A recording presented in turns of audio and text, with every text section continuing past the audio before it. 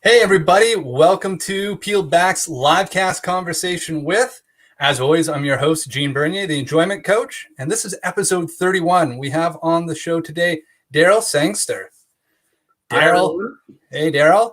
So Darryl has failed more than most in true entrepreneur fashion. He understands that success doesn't come without failures, and it's those painful failures that formed an integral part of his success. Throughout the past 20 years, Darryl's built a franchise system that incorporates manufacturing, distribution, and over 40 retail franchises under the brand Sangster Health Centers, and led the company to achieving the highest franchise award in Canada, the 2009 CFA Award of Excellence. Behind the scenes, Darryl's franchise business model was always fully integrated franchise system, incorporating manufacturing, distribution, leasing, retail, and franchisees. Darryl sold his franchise system in 2017 and now works one-on-one with franchisors, providing assistance and education on franchising and the franchise system optimization to help strengthen and expand franchise systems. Darryl is a highly regarded as an experienced former franchisor, entrepreneur, and mentor within the franchise industry, in addition to being an influencer, author, speaker, coach, consultant, triathlete, a pilot, and he's also a father to 3 daughters. Darryl, thank you so much for being on today. Well, thank you, Gene. Yeah. I tell you, I think out of all those bios, it's always interesting when you write a bio for yourself and then you have to hear it. And it's always interesting. I think by far the biggest achievement on that list is the father to my 3 girls. And I tell you, I think the big man upstairs has something to teach me by giving me daughters. And I know my mother, she told me that. She said, it's just coming full circle. Now it's time for you to learn. Isn't that how it always goes? I'm a father of 4, and they are some of the best teachers and little mirrors that are out there. Absolutely. So that was a lot of incredible things. I didn't realize you were also a triathlete and a pilot. So you're a man of many skills and talents. Yeah. The triathlons, those were personally, again, it was something that I always wanted to do. So I played around with a few at the beginning, just to get my feet wet. And then it's easy to get hooked because you're not competing to win anything. You're way back in the pack, but you're trying to beat your practice times. You're trying to beat your times from last year, et cetera. Right. So it becomes internally enjoyable. Right. And then, the pilot thing was, that was a birthday gift. And I was hooked the moment I went up for that little half-hour introductory flight or whatever they had me sold right then and there. They're like, okay, well, do you want to take over controls? And I'm like, yeah, absolutely. Yes, I do. So that one I did want. I had it as a life goal. So at some point in my life, I wanted to become a pilot, and I think I did it for probably about 3 years, quite regularly, and then it's dropped off. But it's an expensive hobby, especially if you have nowhere to go. So. Yeah, they do not. Flying planes are not cheap. Just filling up my truck is expensive enough. I can imagine what it is like to fill up a plane and lease it and rent it and all those other wonderful things that go along with it. Absolutely, but it's an amazing feeling. It really, really is. To be alone up there in the sky and overlooking everything. It's a different perspective, that's for sure. It's incredible. I've got some friends that were pilots and have been able to go up with them sometimes, and it's a way different experience than when you're in a airliner going somewhere than if it's just out for a little tour. Absolutely. Yeah. So let's share with everybody a little bit of your journey. Like, obviously you've accomplished a lot in building up your own franchise model and the way that you've gone. So what was the road that took you to there? And then we'll talk about where you're going now with being a mentor and a coach and consultant. Yeah. My story is, my parents were entrepreneurs. So when I was really young, there's a funny story I like to tell. I was about grade 5 or grade 6, and the teacher had us write down what our parents did or what our dads did or something like that. And, all my friends, their dads were normal dads. They were a plumber or a lawyer or electrician or a teacher or whatever. And then I remember trying to write entrepreneur, and because I had to go down and ask Dad, what do you do?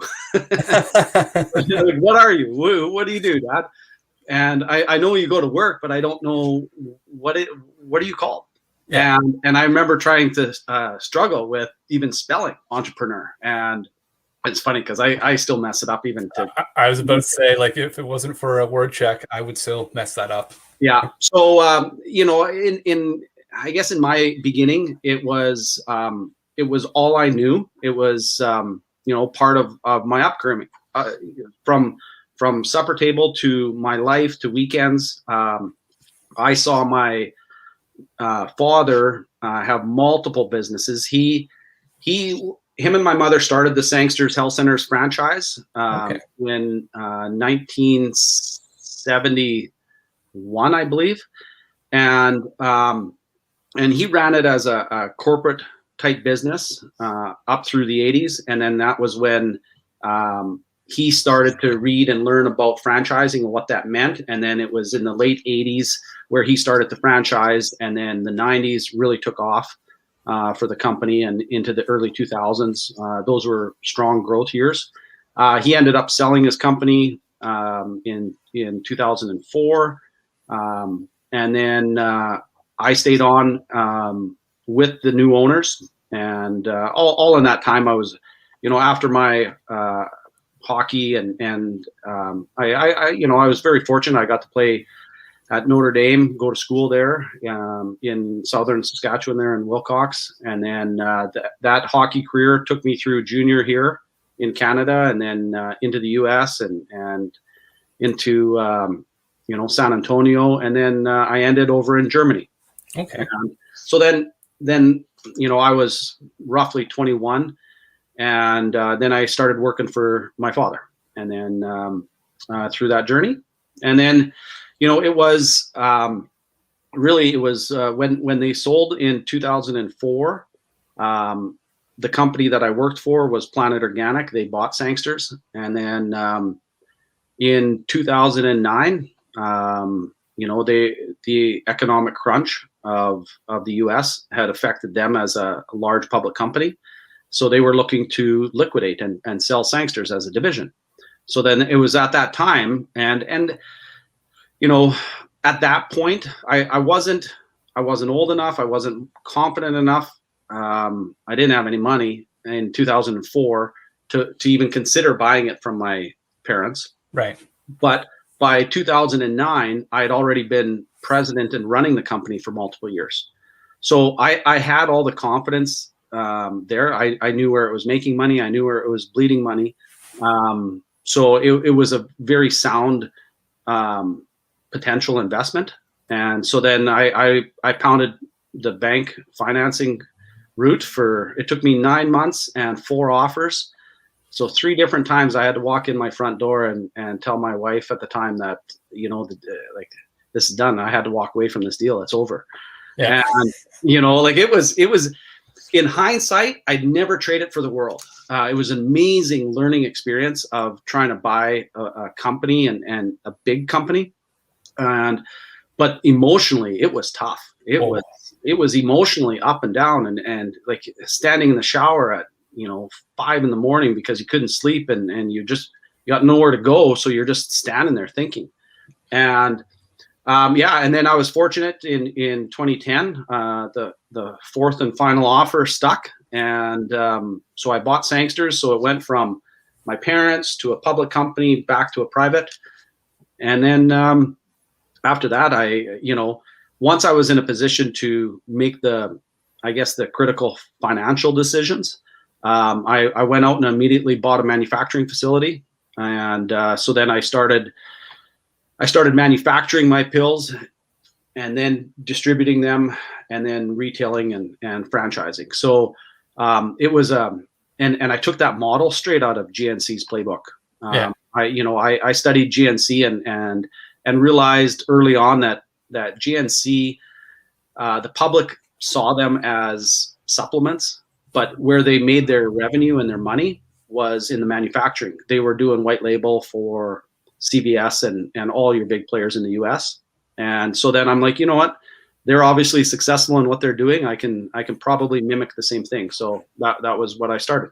Right. It sounds similar to I don't know if you've ever read the book Rockefeller Habits, but it talks about how he always tried to figure out each choke point and then own that choke point. So it sounded you had already identified what your big choke point was for your business, and that was making the pills and the supplements, and went from there. Yeah, absolutely. That's incredible. So you said that it was you wouldn't trade that experience for the world. No. Out of all that, what do you take with that? What's the biggest sets of things that you've taken from that experience moving forward to running your company from 2010? You sold in 2017, right? Yeah. And now how you're taking all that experience that another 21 or another 11 years and applying that to helping other people grow and learn to take their businesses and franchise. Yeah, I think from buying the business, the biggest takeaway was that I think at the time you go through these swings of confidence and lack of confidence. And at one point, after the third deal fell apart, I think I was into my home line of credit personally for about $22,000 into legal and accounting. And I had nothing to show for it. And I was starting to panic. And then, you can't not think about that. These are real emotions. So, but it was at that time, after that third offer fell apart, I went to my dad and we were standing out on his driveway and just talking. And he goes, you know what? He said, the sellers need money. And if you can increase your down payment, drop your third or your fourth offer price and hit them with a 2x4. And then he followed it up and said, if you don't buy it, I will. And it was that statement that it was that confidence that I needed right at that moment was, you know what? He's been out of the game for 8 years and he's so confident in the business model that why am I even questioning this? Because again, you start thinking big numbers and how deep is this debt hole that I'm borrowing? Yeah. If I am even successful in closing this. And then, the biggest takeaway there is, your gut is usually right. Like if you had the confidence to start that process, even though you're going to, mentally, there's going to be situations that come up and try to talk you out of it. Just don't let it. And again, I can tie that same type of story to being a triathlete. The very first time I'm in the water in a lake in Saskatchewan, and there's hundreds of people around me. The gun goes off. We all start swimming, but in a pool where I'm training, it's calm. You're going up and down and everything. All of a sudden, my very first experience is there's arms, there's people literally swimming over my shoulders and head, and it was just chaotic. And I remember I got 30 seconds in, and I'm thinking to myself as I'm swimming, what am I doing? Should I just quit right now? Like this is ridiculous. I don't know what I just did and why I even started it.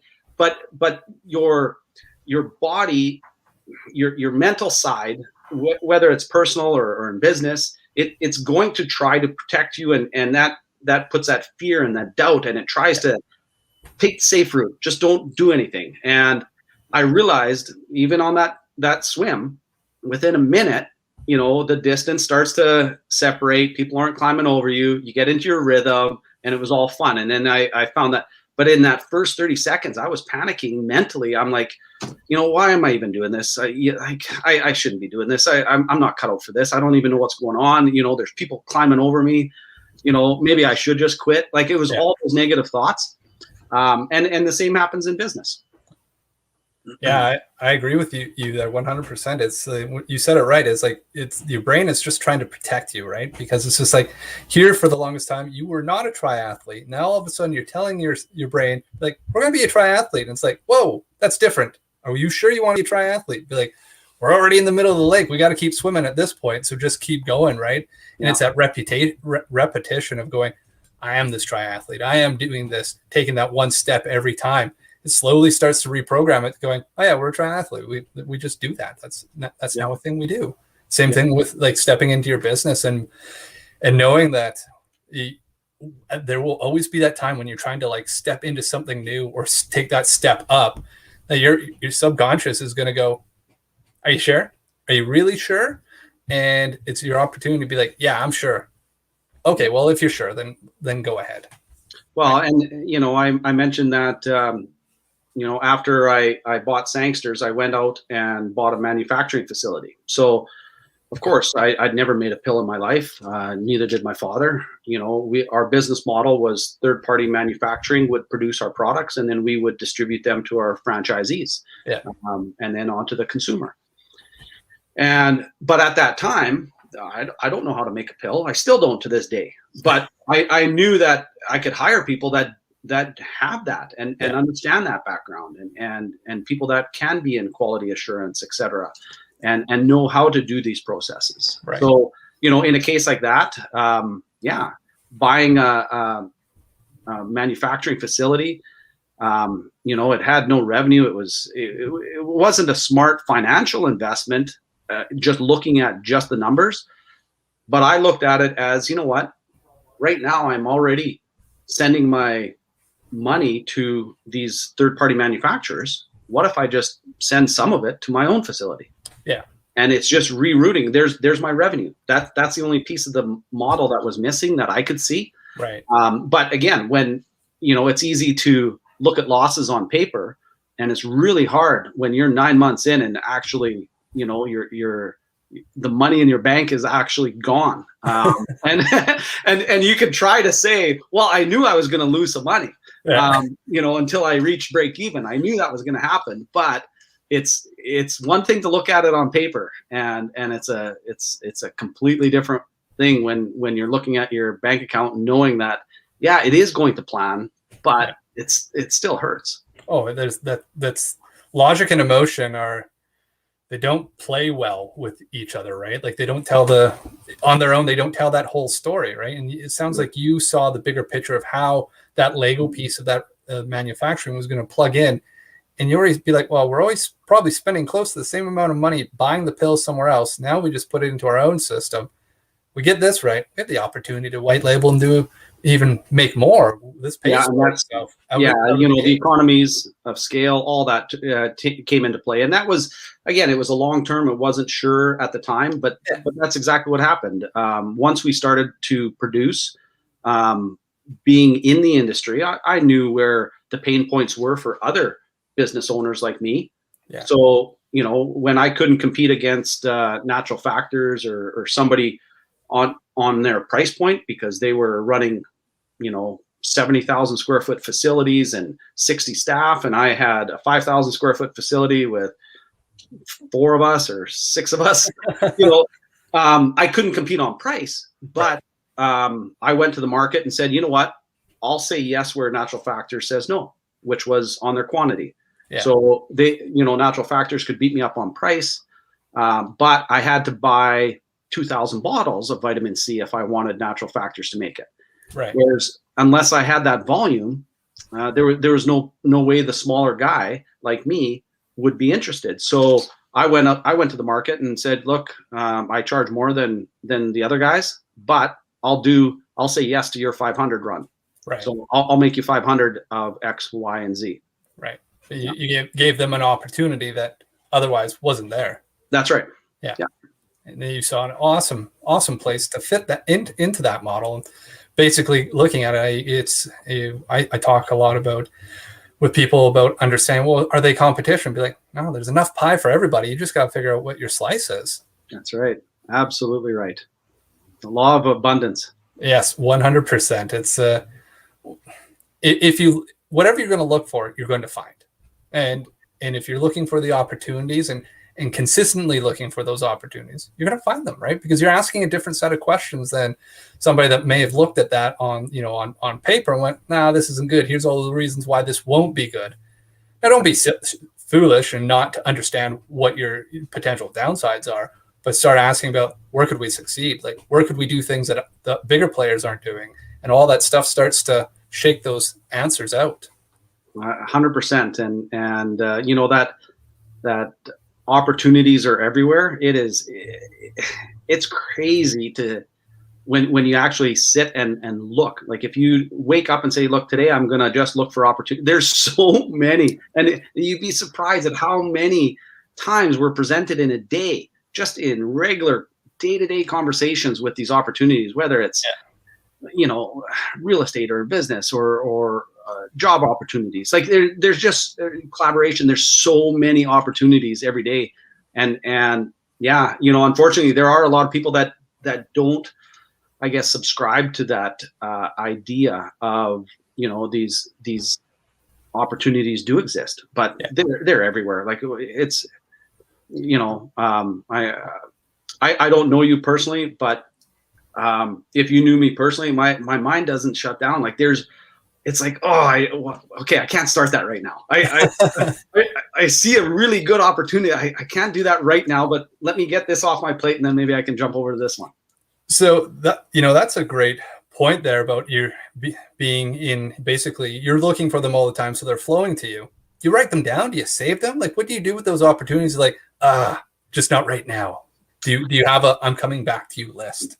Yeah, I do. I have a project list. I have a flyby list. I like that word. I picked that up a couple years ago, and the flyby list is like in airlines, like pilots. It's a little flyby. It's those nuggets of thought and information that is like, oh God, okay, I think that's actually a good idea. I got to jot this down. So that goes to my flyby list, and maybe it materializes, maybe it doesn't, but it's those nuggets of those legitimate flashes of, oh my gosh, that's a pretty cool concept. What if I wrote this down and maybe it'll come together, maybe it won't, different things like that. And of course I'm really big personally on, I have life goals and boards and vision boards and, all that. My kids, I preach that. My parents did that with me, made sure that I, in sports, visualize things, in life, all that. So, naturally I have lists. I got far too many lists. They're not negative lists. They're Post-it notes, sticky notes, tax, all kinds of stuff. So just outside of my camera here, my wall is filled with sticky notes as I come up with ideas throughout the day. Because I don't know about you, like those brilliance, like those flashes of brilliance where you're like, wow, where did that even come from? You're like, oh, I'll remember that. Like, no, like you either get it out right away or it's gone forever. 100%. And it's like a dream. When sometimes you can wake up and for those first few minutes after you wake up, you can remember your dreams vividly. Yeah. And 5 or 10 minutes into the morning, they're gone. Yeah. You could try. You could be, I had a really weird dream, but you can't remember those details. They're just gone. You can just remember that feeling. Be like, wow, I was really excited about that. Yeah. What was that again? And be like, well, I guess I got to wait for the next one to come around. Absolutely. So you have vision boards and very big on like visualizing it. So how is that part of your, we'll call it your day-to-day or even your week-to-week? How does that, you look forward on a daily basis to set what you're doing, or what's your secret around utilizing that? I have a 10-year plan, always in perpetual motion. So again, I at least have an idea of where I want to be. personally, professionally, financially, health-wise, in 2032. So I have these year-by-year plans, and I keep updating it every year as life changes. On a daily basis or weekly basis, I do set a lot of goals, and it is I'm a huge fan of writing things down. Not a big digital fan when it comes to goals. I don't see them materializing the same when I put them in my phone and type them into my notes section, etc. If I write them down, I still believe that old adage of writing it down, seeing it, that kind of stuff. So, those are some of the things. Going back a few years, if you call it the root, the reason why I sold and exited was because of life goals and I guess the realization at that time. I was making a lot more money back then than I ever do today, but my happiness scale was a lot lower. And again, I think these are just life lessons. When I started out, I stuck out my chest and told myself that, you know what, I'm going to do this. I'm going to be 100% owner. I'm not going to take on partners. I'm going to do this all myself. And every business I create, I'm just going to create it myself. And then I don't have anybody else involved. Now, at the time, I, of course, thought that was the right, smart strategy. In hindsight now, I know that having partners is a critical piece to well-being and what I march to that beat today. But back then I didn't. And as the businesses grew and as I built and acquired other businesses, the weight was becoming so big because of, I didn't have that team in place that, of course I had vice presidents and different things running different, but when it comes down to the big decisions, I had multiple businesses and everyone was coming to me for those answers all the time. And I remember in 2016, there were times when I'm like I'm working 16 hours and I can't satisfy everybody. Yeah. And something's got to change. And tomorrow the clock resets and there's going to be another slew of demand for my time. And Darryl, I only need 20 minutes and I only need an hour here, and you got to talk to the banker today here. It was, and I'm still waiting on can we do this? It's a $10,000 piece of equipment. I need your okay. Can we do it? All those things. And what I realized was my so-called balance was off. I was Darryl Sangster, the professional, but that basically summarized who I was. Right. I wasn't rude to my friends, but I realized that I wasn't a good friend anymore. I wasn't the one texting buddies and saying, "Hey, let's go out for golf." I would go out if I got the invite, but I wasn't. I guess if you, I wasn't participating. I wasn't trying to be a good friend, and it was, that and personal health and a bunch of those balance wheel items. Yeah. Romance, love, all these different aspects of life outside of just professional success. That I realized that my wheel was way off. And at that time, I knew I couldn't quit. So my only option to kind of reset my life was to sell. And so I made that decision in 2016 and I started selling off buildings. I put feelers out in the industry to sell the business. It wasn't easy. It wasn't one person just buying everything, and it was sold off in chunks. I sold a Saskatchewan building. I sold a BC building, to different people. I sold businesses. I sold the franchise to one company, and I sold the manufacturing to another. But the point was, by the end of 2017, I was out, and then 2018 started and I was going, what am I going to do now? Well, when you talk about the wheel of life there, so I think you've obviously done probably some of those exercises before, but it sounds like you had really like ones everywhere, but you're professional, so your wheel's just bouncing and bouncing. So you saw everything off.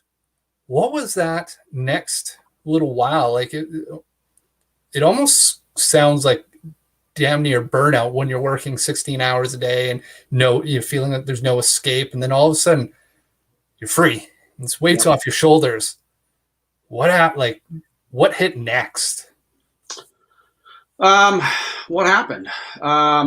It was a weird time. I was happy that I had sold. Now, in that time, right at the end of 2017, my marriage fell apart, got separated, and my father passed away. All right at that time. So it was a weird time because I was personally excited to have my life and my time back and to be out of this that was consuming so much. Yeah. But then on the personal side, there was a lot of rebuilding and grieving and all that. So, when I started 2018, I took a few months and did nothing. Did absolutely nothing. I went to Las Vegas with a good buddy of mine and just needed to do Vegas for a couple days and just be men. And then when I got back, March and April, somewhere in there, local company here, Tommy Guns, original barbershop. We got talking, and they had heard that I had sold, and they had asked if I would consider helping them with their franchise development. And because at that time they were in growth mode and adding staff left, right, and center, and they just needed somebody with some experience to come in and help them set up and develop a franchise development department. Right. And then that was the light bulb. That right there was, wow, I never thought of this. Somebody would pay me for my knowledge. Like I got buckets of this stuff. And then the more I thought about it, the more I realized, you know what, I am in a very niche knowledge position, because you're not going to university coming out with a franchising degree. You're not understanding any of this stuff. So you can understand business, but again, at the end of the day, franchising is all about partnerships. You have to be able to resolve disputes and communicate. It is like a marriage in that respect, that, there's a product involved and there's systems, etc. But at the end of the day, these people are investing their funds into your business. Yeah. And expecting you to coach them and guide them and direct them and help them to further profits. Right. And so, there's products and branding, et cetera, all in play. But at its core, that's what franchising is. And again, you can't learn this stuff. So that was for me, that was my most recent, light bulb moment to go, wow, I think I could do this. So then I ended up going to a buddy of mine that's a coach, and he derives his business on consulting and one-on-one and group work, etc. And I said, look, I got this idea. I already have the knowledge. I have no idea how to actually monetize this. Like, I've made pills and been in the health industry forever. I know how to put labels on. I know how to work with Health Canada. I have all this, but I don't know how to set up a digital business and a consulting business. So I worked with him for a few months here. Little shout out, his name's Trevor Turnbull. And, I invested in his program, and in 3 months he gave me the foundation to what Sangster Franchise Group is today. And for me to at least go to the market, not just with, hey, I want to help, but in a logical manner, and to have products and a platform and have systems that you can actually sell to somebody. No, and it is a big shift when you go from like being in it and working it. All of a sudden you're like, oh, people will pay me for my my knowledge. I don't know how to put a price on that. I can put a price on a pill. I can put a price on all these other pieces that I can touch and hold, but be like, well, what's my knowledge worth? Be like, well, the funny answer is whatever somebody will pay you, but are you going to have enough guts to go put that first price tag down? Yeah. What was that like when you finally put that first price tag down on your knowledge? Well, again, I did hear all the horror stories of people always underprice themselves, and then they start to, the imposter syndrome, and you start to, well, you know what, I don't think I'm worth that much. Maybe, maybe they don't have that much money. Maybe if I just drop this and do that. So I was aware of that before I started, and working with Trevor, he reinforced it, and he said, you don't need everybody, nor can you help everybody. But you know what, you got some really good knowledge to share, and people will pay that. Not everybody, but there are people. So put it out there, and again, you are only one person. So, I sense now I'm, I don't know, about 6 to 8 weeks away from launching a digital course to scale, but also to satisfy the clients that I've spoke to that aren't in a financial position to afford me. Right. So it's one thing to have that price tag and to know your worth. And like you say, when I went to the market at the beginning and you're nervous and then the first client says, yeah, I'll pay you that. Yeah. Oh, wow. Maybe I should up my rates. but the point is, I have since then been on a lot of phone calls, and my heart goes out to the younger, not in age, but in status, franchisee or franchisor who might be 1 or 2 units or 4 units in, and they don't have the liquid cash flow to afford me yet. Yeah. So then that's led to, okay, you know what? I got to come up with a product that is still available to that type of client. Maybe it doesn't involve the one-on-one with Darryl, but it'll at least give them all the foundation like Trevor's program did to me. Right. Gets them started so that they get the taste and everything else. I hear this and I'm just like, wow, this is Darryl's way of finding a way to produce 500 pills when everyone else will only do 2,000. That's right. Like, yeah. Because again, like at the end of the day, my cup, my personal professional cup, gets filled by helping. I know that much about me. So then when I get to work with a client like Skedaddle or a client like Sandler, or or even Tommy Guns, like these helping people build is fulfilling to me, and I know it's not permanent work, and that's not my business model, but it is to go in and fix something and take some of this knowledge, some of my mistakes, some of the things that I've done wrong, and said, whoa, don't, I did this. Yeah. I tried that. Don't do that. It's like the robot warning, Will Robinson, danger. Be like, stop.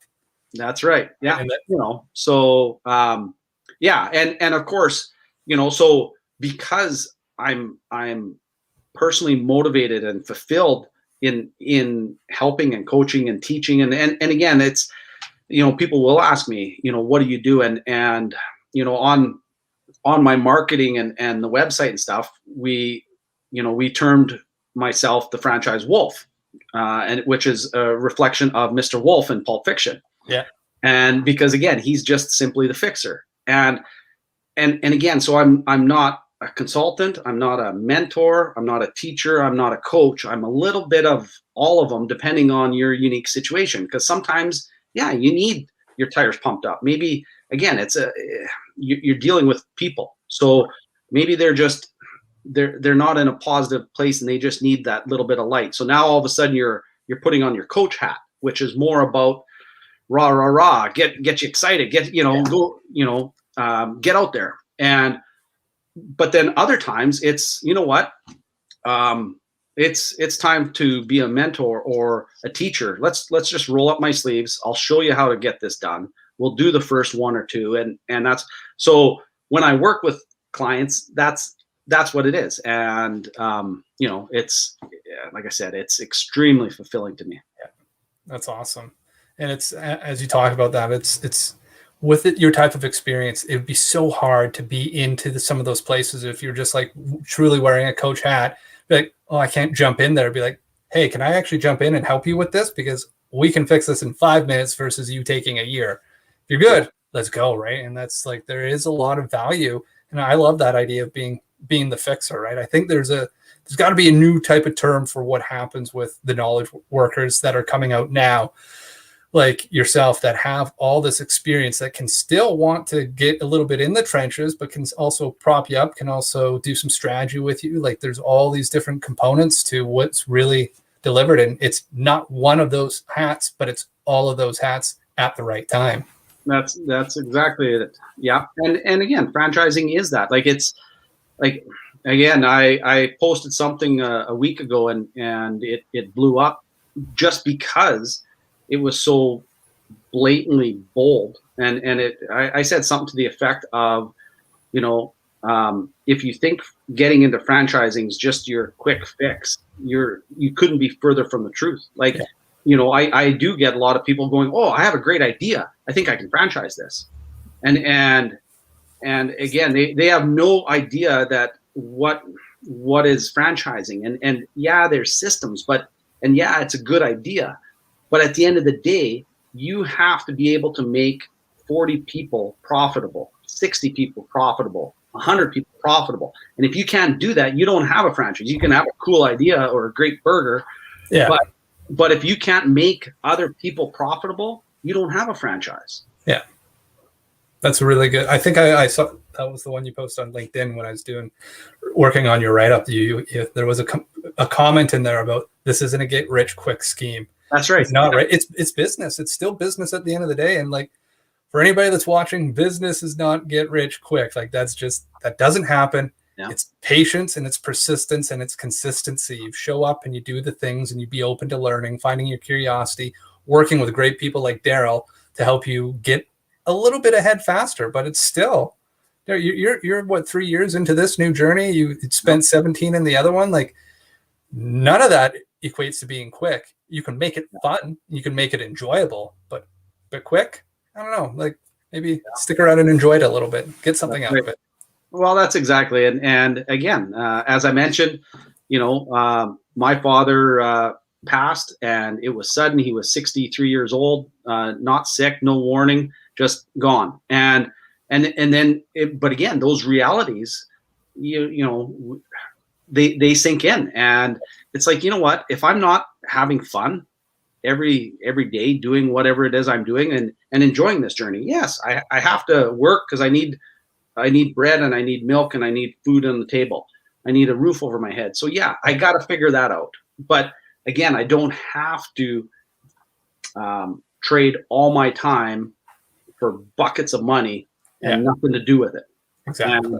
And, for me, that was a big realization I had to come to terms with, because in my 30s, I really did think I was on the right path, which was, I'm just going to buy another thing. I'm going to build something else. I'm going to create something. And it's highly addicting to that adrenaline rush of entrepreneurship, of creating something from nothing. And it is exciting, and it's something to be extremely proud of. And I am, but yet the trade-off was the amount of work and pressure and how that changed. I'm like, you know what, this isn't it. And I was on a Clubhouse conversation just 2 or 3 days ago. And another guy said very, very similar story to what I just described. Yeah. And again, so, it made me feel good that, I'm not the only one out there that runs into this. And, in my 30s, I thought, having the big house, having all the toys, having the money to go on these vacations, having all this was what I was supposed to do. And that was what I thought life was. And then it wasn't until my 40s where it's like, there's got to be something more to this, because, it's boring. It's not motivating anymore. So Yeah.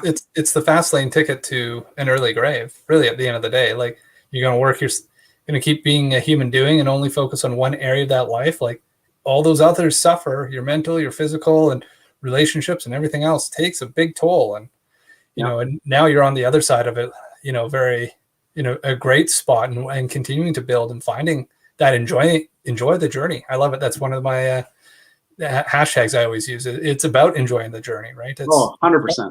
Life is too short, but it's also way too long if you don't. Yeah.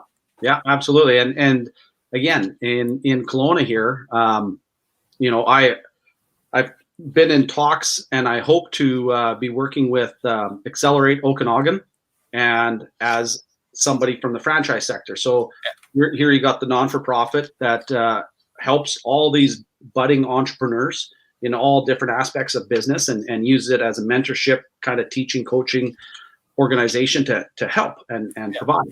And you know, if I got my fingers crossed, because I'd love to fit into that role, and again, just do exactly that. Do what I'm doing right now on a daily basis, but open it up to these young entrepreneurs with their cool ideas. Yeah.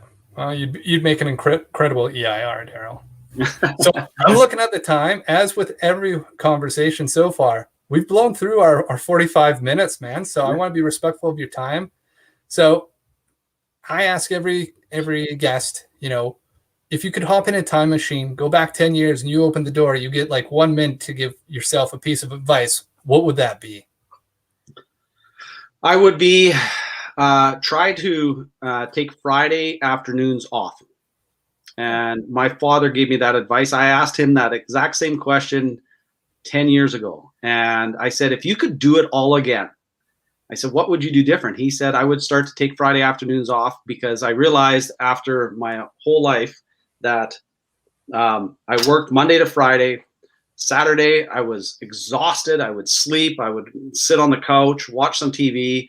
And then all of a sudden you're into Sunday, and you got a whole day or a whole week's worth of chores to try to get done for your family, for your wife, for your kids, all that. And then you're back to the grind Monday to Friday.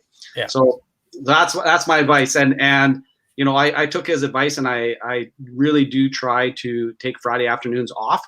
And then instead of decompressing on Saturday as a lost day, so to speak, I use Friday afternoon, evening as my decompression, and then I can at least be productive come Saturday. It allows you to be present, right? And gets into that shift of having fun and filling up some of the time with probably your daughters as well. Well, exactly. And I don't know if you saw on my story here this last week, I went gold panning for gold in Kelowna here on Saturday. And that was fun. It was a lot of fun. But again, it allows you to kind of just completely push work aside and just be human for a day. Oh yeah. So I always see people. Were you down on the creek? On Mission Creek there? Yeah, I always see people down there when I'm biking. So that's very cool, man. Yeah. Well, good for you. Good on you. And Darryl, again, thank you so much for all the gems you dropped today. There was a lot of good information shared here, so I really appreciate your time. So you're welcome, Gene. And again, thank you so much for inviting me here. And I'm glad I could, you know, hopefully your viewers got some nuggets of information, and I'm excited to share it all. Perfect. Well, thank you. And everybody, this is LiveCast Conversation with Darryl Sangster. This was episode 31. This is Gene signing off. And remember to find one thing every day to push yourself towards your goals. We'll talk to you all next Wednesday.